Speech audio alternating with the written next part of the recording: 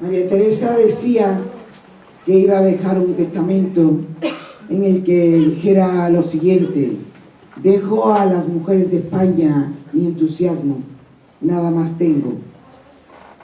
Tenía mucho más, pero ese entusiasmo lo tenemos todas las que estamos hoy aquí, y sobre todo una mujer joven, una que da alegría a los actos de homenaje que hacemos a toda nuestra vieja y recuperada poco a poco memoria democrática.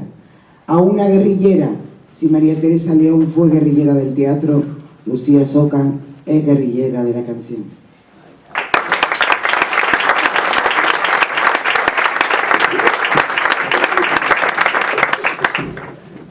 Bueno, buenas tardes. Un placer, por supuesto, acompañar a Aitana, a mis compañeros en esta gira, esta intensa gira de homenajes a María Teresa León, a este ejemplo de mujer que teníamos en el Partido Comunista, olvidada por supuesto, y que afortunadamente la estamos recuperando no solo a ella, sino a su memoria y de la mano de su hija. Yo no solamente quería recordar a María Teresa, sino a su memoria, a sus escritos, a lo que nos dejó. Y permítanme hacerle otro homenaje a otra gran mujer que tenemos aquí presente, a otra gran poeta, gran literata, y así lo muestra en este libro que nos trae, además de La memoria dispersa, se llama Inquilinos de la soledad, y es de, como digo, de esta gran poeta que tenemos, que es Aitana Alberti León.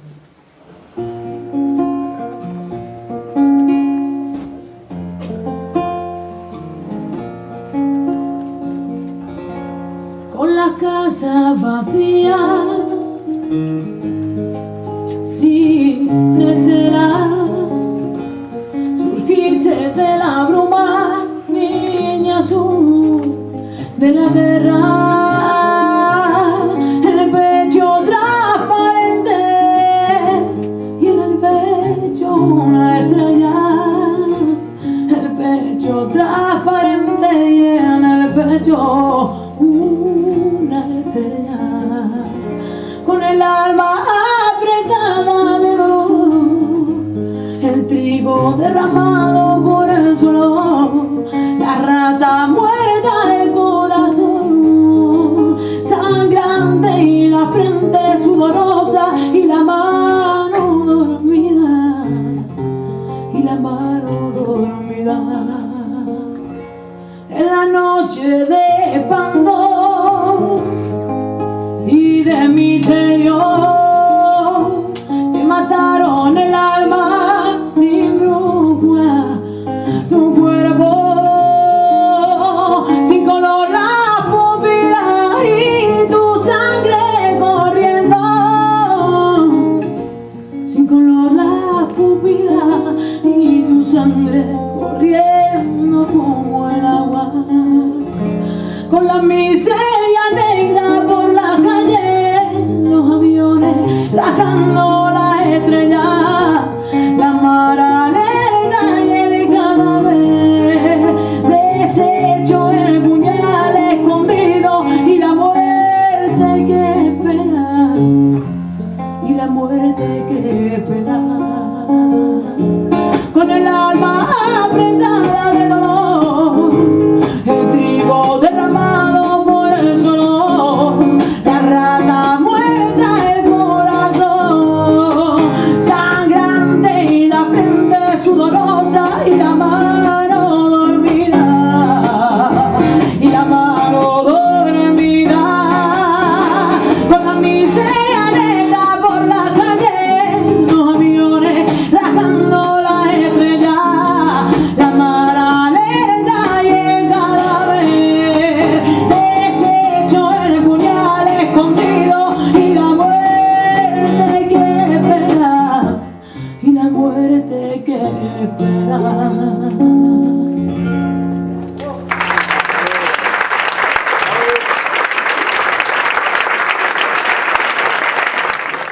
María Teresa León decía, cuando ya tenía algunos años, que era una mujer vieja pero no resignada. Nosotros y nosotras tampoco nos resignamos y por eso decimos, no pasará. Aitana Alberti León es la descendiente que mejor nos puede contar cómo fue su madre como mujer, cómo fue su madre como escritora, cómo fue su madre como militante comunista desde 1930.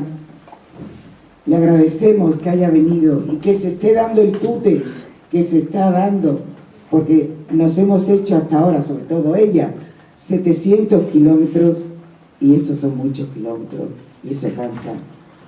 Pero Aitana nos va a ayudar a difundir la obra de su madre, a difundir la obra de María Teresa, a difundir la coherencia y su condición de vida, que fue siempre desde la ética de la lucha, desde la estética de la defensa de los tesoros pictóricos y de la defensa de la cultura, desde el amor y también desde la renuncia, como la mayoría de las mujeres. Aitana Alberti León.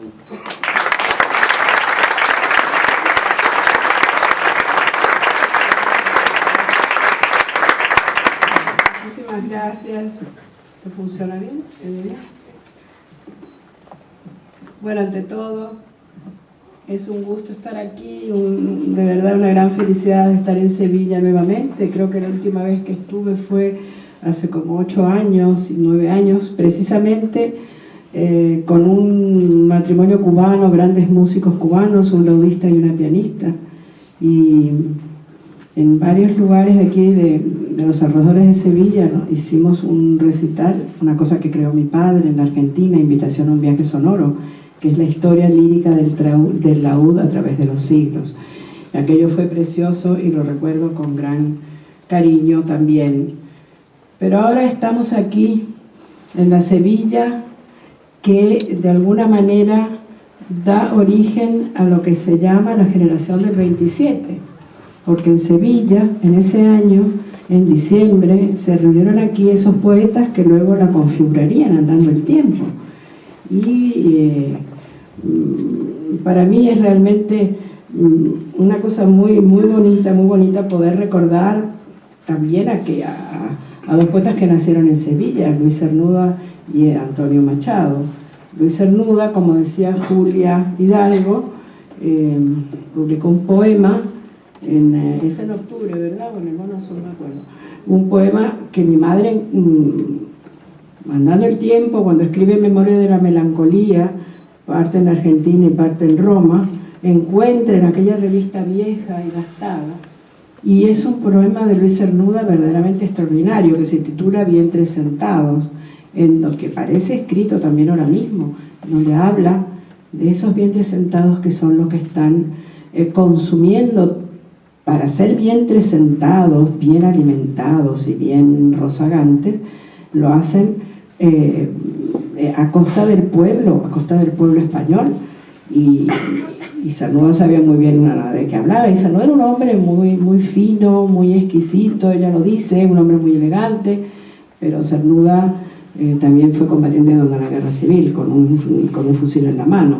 Tampoco hay que confundirse con respecto a él. ¿Y qué voy a decir de Antonio Machado? Pues Antonio Machado, ustedes saben que muere en el exilio mirando la frontera española, en Collioure. Yo estuve allí hace 2 años y hablé ante la tumba de Antonio Machado, y para mí ha sido uno de los momentos más impresionantes de mi vida, porque había un viento tremendo y un sol resplandeciente y un frío, y aquel viento se llevaba mis palabras. Y yo no sé si alguien escuchó lo que yo decía, pero yo sí lo escuché dentro de mi corazón, porque no había micrófono, no había nada, y la gente a mi alrededor me miraba y sonreía. Decía, no estás escuchando nada porque el viento se lleva mis palabras, pero este es un viento de libertad, porque estamos recordando y hablando del gran Antonio Machado, mirando hacia la frontera española. Y María Teresa, mi madre, era una mujer de una entereza moral y de una creatividad extraordinaria. Yo tengo que hablar de ella de cuando era niña, de cuando yo era niña y yo la veía como mi madre nada más, y a mi padre como mi padre nada más, como los padres de todas mis amigas de la niñez. Pero luego, poco a poco, lo fui descubriendo de otra manera. Cuando ya con 11, 12, 13 años, yo me di cuenta de quiénes eran Rafael Alberti y María Teresa León. Y yo miré a mi madre, como escribí en algún lugar, la separé de mi pecho y la puse delante de mí, extendí las manos y la vi a una cierta distancia. Ya no estaba aquí pero también estaba aquí. Es decir, estaba en un lugar en que yo la podía ver, en que yo podía escuchar sus palabras y ver lo que ella hacía desde otro punto de vista, es decir, con los ojos ya de una cierta madurez, de una cierta comprensión de lo que hacía aquella mujer que era mi madre y que yo tenía aquí. Pero cuando uno tiene a la madre aquí, no valora, no la ve más que con los ojos del amor. Y yo la estaba viendo con los ojos de la inteligencia y con los ojos de la percepción de muchas cosas que yo empezaba a aprender. Entonces vi a la gran escritora que era María Teresa León, vi cómo ella se sentaba en Buenos Aires ante una gran mesa de pino muy rústica, que no existía en la casa de ninguna de mis amigas, porque todos tenían sus muebles más o menos clásicos, estos muebles de toda la vida, pero nosotros teníamos muebles de madera rústica y una casa decorada que no se parecía a ninguna de las demás, con cosas muy raras. Había una red en la pared encima del sofá, una red de pescar, y esa red de pescar pertenecía a los que nos la regalaron, se la regalaron a ellos, porque yo era muy pequeña, tenía 6 años, en Chile, los pescadores chilenos del sur de Chile, de Temuco, en la patria de Pablo Neruda, y aquella red estaba decorando la pared del salón, encima del sofá, en un sitio más importante, incluso con las agujas de madera con que se tejían las redes. Entonces la gente decía, ¿y esta red de pescar? ¿Qué hace aquí esta red de pescar? Entonces mi madre se explicaba. Nos la regalaron los pescadores chilenos. Y entonces mi madre escribía en aquella mesa por la tarde, después de comer y después de cocinar, por cierto, y escribía. Y mi padre escribía por la noche de madrugada. Cada uno tenía su hora y su momento de soledad para enfrentarse a la literatura, que era la pasión de ambos. Pero había otras pasiones que no se volcaban hacia adentro, que se volcaban hacia afuera. ¿Cuáles eran esas pasiones? ¿Cuál era esa pasión? Pues la gente que no tenía voz, que no tenía voto, que no sabía escribir, o que si tenía votos era comprado y misericordiamente se los pagaban. En Argentina, en otros países de América Latina, se pagaba el voto. Entonces los posibles candidatos compraban los votos. En fin, esa gente sin voz era la que ellos querían, era la que realmente querían que llegaran a tomar el poder político, el poder económico, el poder cultural, señores, porque el poder cultural es muy fuerte si se sabe crear o se sabe conducir o se sabe llevar. Decía José Martí, ser cultos para ser libres, y en esa frase tan corta hay todo un programa y todo un proyecto sociocultural y político, porque sin una voluntad política no se puede poner en práctica un proyecto cultural, eso está clarísimo. ¿Por qué Cuba logra, cuando triunfa la revolución, lo primero que dicen, no, aquí hay que hacer una campaña de alfabetización? Porque hay que saber leer para empezar a hacer culto, empezar a entender. ¿Por qué me explotan? ¿Por qué no me dan lo que me deben dar? ¿Por qué me pagan un salario de hambre? Yo tengo que leer y tengo que saber por qué lo hacen. Estos canallas que me mandan, que me compran, que me manejan como si yo fuera nada, como si yo no valiera nada, como si fuera un ente desechable. Hay que ser cultos para ser libres. Y ya lo dijo Martí en el siglo XIX, este gran revolucionario, el autor intelectual de la independencia de Cuba, que no se produce hasta el año 1959, pero que él inicia a fines del siglo XIX.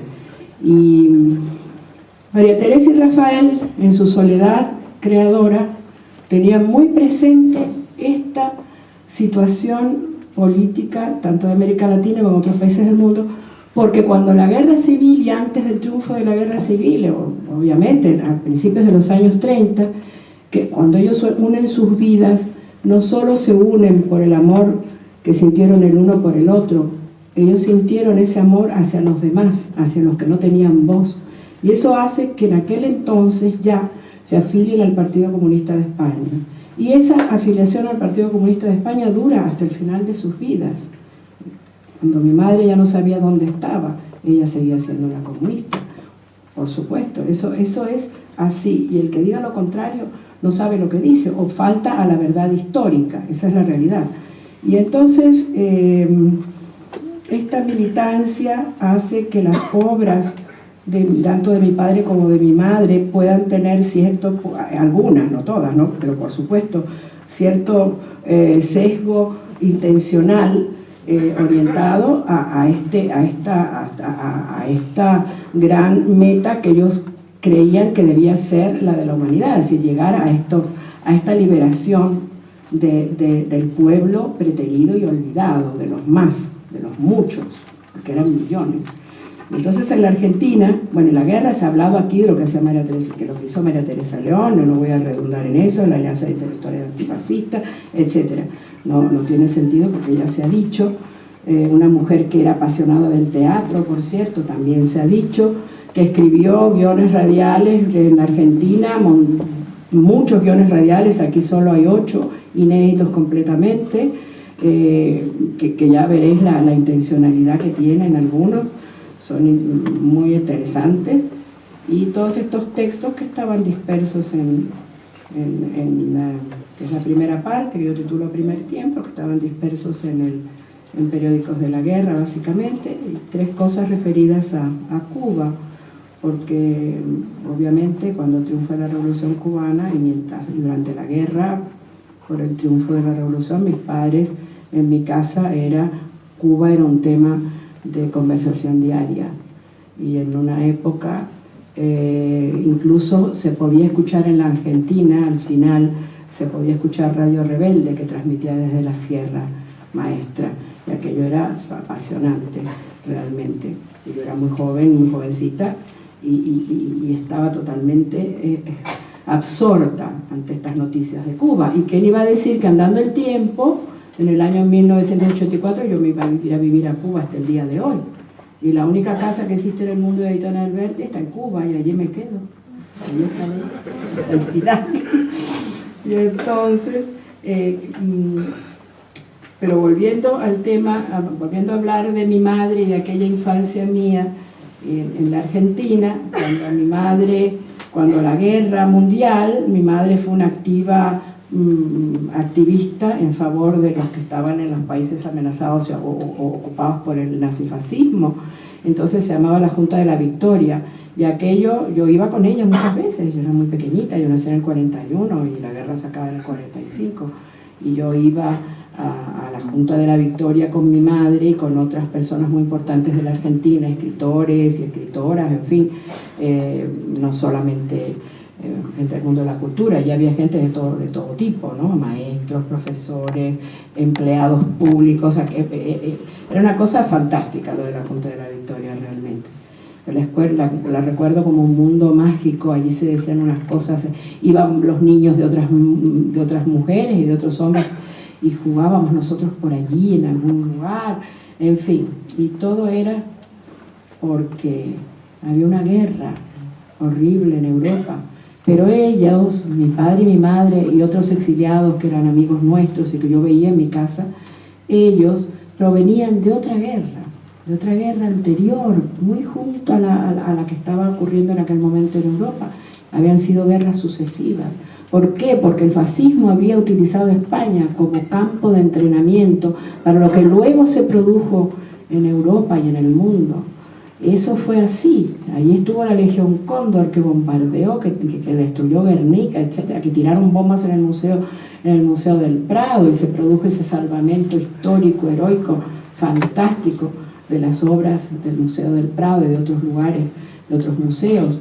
Y esa guerra fue la que da origen a una emigración importantísima. Toda la intelectualidad, el 90% de la intelectualidad española salió al exilio, y vivieron en los países más raros, porque claro, los que llegaron a América conservaron su idioma. A México, fantástico lo que hicieron los españoles en México, una labor verdaderamente extraordinaria. En la Argentina otro tanto, en Chile otro tanto, en fin, y otros lugares, otros países también en menor escala.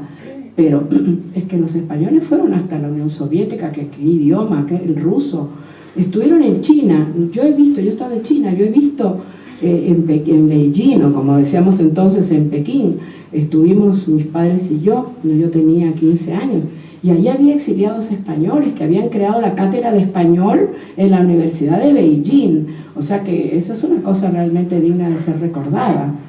Y figúrense ustedes, unos españoles en China teniendo que aprender algo de chino, yo me imagino, yo no sé, aquello era una cosa tremenda. O como otros que estuvieron también en los que eran entonces los países del este, en Checoslovaquia. En Checoslovaquia estuvo el general Antonio Cordón, que fue uno de los pocos militares que no apoyó el golpe de Estado franquista y que fue leal a la República. Hidalgo de Cisneros, qué maravilla de persona, que escribió un libro de memorias preciosísimo, Antonio Hidalgo de Cisneros, que era un aristócrata, ese sí que venía de una familia, era descendiente de un virrey que gobernó en el Río de la Plata. Quiero decir que era una familia, una cosa de un rancio, algo tremendo, y sin embargo era comunista. Quiero decir que como en el caso de mi madre también era una familia de burguesía media alta, y sin embargo dijo: señores, adiós, yo no quiero saber nada con ustedes, yo me voy, yo dejo a mi marido, que este señor, que no el que he tenido 2 hijos, pero que no tiene nada que ver conmigo, que fue su primer marido. Y por suerte se pudo divorciar cuando la República, que hubo una ley de divorcio, y se casó con mi padre.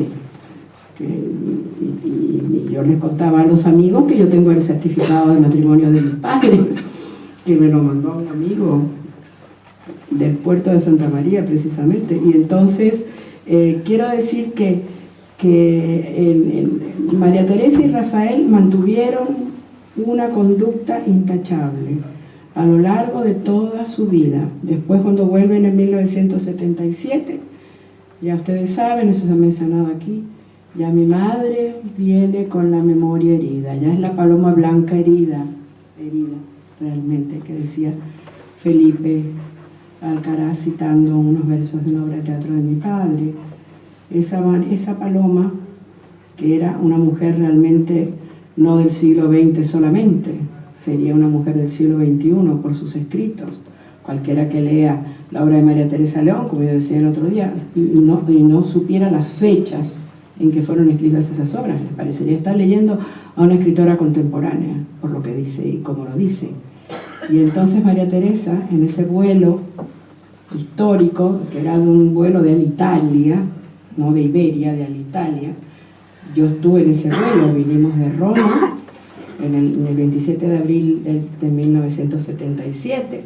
Y ahora entonces me tengo que referir muy brevemente a este libro, que son 3 relatos escritos por mí, Inquilinos de la Soledad. Los inquilinos de la soledad, según Juan Gelman, son los exiliados.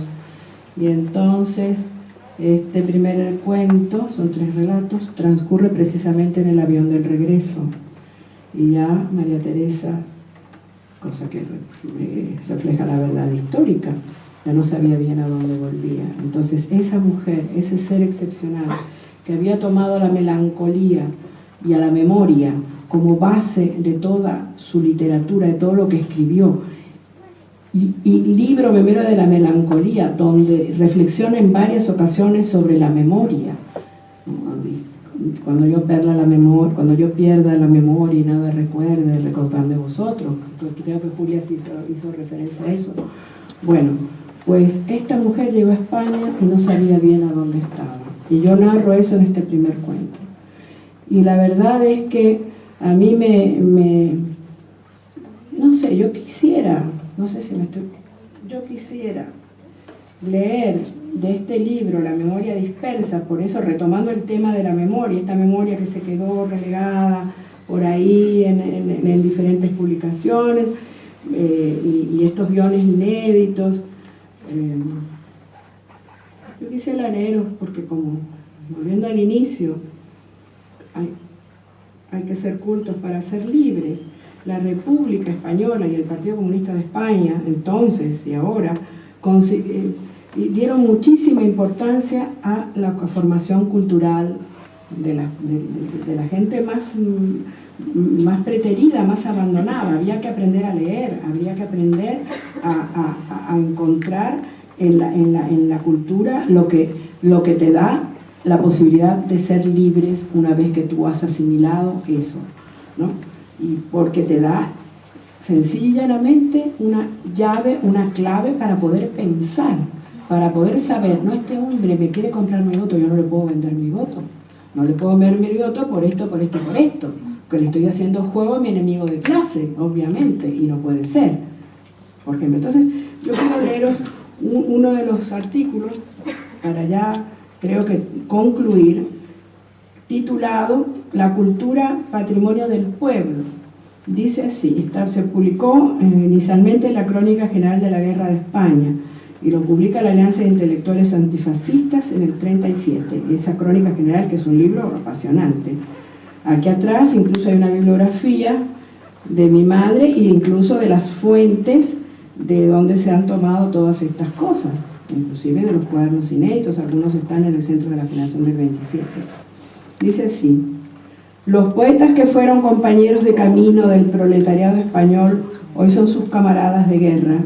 Algunos llevan fusil, Miguel Hernández va con el campesino, Lorenzo Varela con el tren blindado. Ellos conocen ya las balas y la verdad de la muerte, y el agobio de una ciudad sitiada y el ruido del motor. Ellos sienten por su sangre todo el torrente de fe de nuestra España abierta, con su pecho sangrando y sus lirios rojos de esperanza. Un poeta no necesita morirse para saber lo que es la muerte, ni ser Aquiles para conseguir ser Homero. Yo he visto a la poesía llegar de Málaga con Emilio Prados y sé que está nutriéndose de poesía en Asturias César Arconada. He visto a miles de campesinos escuchar los poemas de Alberti y a los niños de Cataluña repetir en sus colegios: catalanes, Cataluña, vuestra hermosa madre tierra, tan de vuestros corazones como tan hermana nuestra. Y en los frentes andaluces resonar la franca canción de Serrano Plaja y aplaudir los hombres barbudos, los hombres silenciosos, los fuertes y duros hombres de la guerra, la gracia más que juvenil, niña aún de Antonio Aparicio. Y todos vosotros, a través de la radio, ¿no escuchasteis con ansia al poeta León Felipe, aquel poeta que vino de Panamá a partir nuestro pan de lágrimas? Hace algunos días se alejaba Antonio Machado, poeta mayor, y se alejaba de Madrid con tanta pena al ver que sus pies no responden ya a sus bríos, que el comandante Carlos y todos esos jóvenes jefes del 5º Regimiento que combaten pensando en el futuro estuvieran suspensos, conmovidos, porque fue el 5º Regimiento el que lo trasladó de Madrid a Valencia. Cuando el 5º Regimiento quiere estar de fiesta, cuando viste su traje de lujo y descansa de las tareas circunstanciales de la guerra, se ocupa de los sabios, de los pintores, de los poetas y músicos. Olvida el presente y son los hijos de los milicianos los que ven con toda la avaricia que les permite el enorme egoísmo del triunfador, porque la guerra es tránsito y la guerra se hace para afirmar la vida, y la vida es paz. Pensando en ello, pensando en la paz, los hombres de la guerra ponen a salvo a los intelectuales que han de entregar a sus hijos el patrimonio cultural de España. Esto es muy importante porque piensen qué pasó con el patrimonio cultural de España cuando triunfó el franquismo, lo que se dijo aquí. Fue un horror, fue una cosa horrible, acabaron con todo, liquidaron todo, acabaron con todo lo que había hecho la República respecto de la cultura, eso lo sabe bien la historia. Todo aquel que haya visto la guerra con el corazón, no con los ojos, sentido la guerra con las entrañas, no con la piel, sabe que la cultura está amenazada. Defensa de la cultura, defensa de nuestro porvenir, defensa de nuestro derecho a encontrarnos cantando en una vida nueva, defensa de nuestros poetas, de nuestra poesía. Eso es lo que se llevan en sus fusiles los soldados del pueblo, esos soldados que no sabían leer o que habían aprendido quizá antes de la guerra en estas misiones pedagógicas, en estas campañas que organizó la República para alfabetizar a los que no sabían leer. El miliciano de la aldea más lejana, el que no puede aprender a leer, el que sabe por tradición oral la sabiduría del pueblo, comprende perfectamente que es el fascismo el que quema los libros. Recuérdense la quema de libros en Berlín, los libros de la Biblioteca de la Universidad de Berlín, y hay un monumento sobrecogedor cerca de la puerta de Brandenburgo, eso lo he visto yo, en una gran explanada que está delante de la universidad. De pronto se ve en el suelo una especie como de cristal, y uno se asoma, y lo que hay ahí es una biblioteca sin libros, pero está debajo de la tierra, con unos estantes blancos sin libros, y ese es el homenaje conmemorativo a la quema terrible de libros que hicieron los nazis en ese lugar. Y entonces hay una placa con una cosa de Heine, que no era poeta del siglo XX, sino del siglo XIX, que dice: el que quema libros quemará hombres. Ya en el siglo XIX, el que quema libros quemará hombres, y eso fue lo que hicieron ellos. Bueno, empiezo de nuevo este párrafo. El miliciano de la aldea más lejana, el que no puede aprender a leer, que sabe por tradición oral la sabiduría del pueblo, comprende perfectamente que es el fascismo el que quema los libros, mientras nosotros guardamos en nuestros museos el viejo arte religioso, que son los enemigos los que convierten las custodias de los antiguos orfebres en lingotes de oro, con que poder pagar al extranjero la destrucción de España, que son los incultos generales facciosos que jamás visitaron el Prado ni la Biblioteca Nacional los que han mandado incendiarlos. La poesía está hoy en su propia casa, viviendo cada hora de nuestra defensa de Madrid, de nuestra defensa de España. No importa que el gran poema culto no se haya escrito todavía.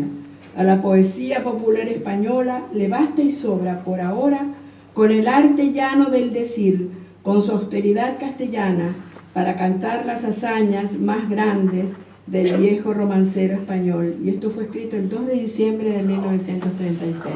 ¿No parece que se escribió ahora? Muchísimas gracias, mis queridos amigos.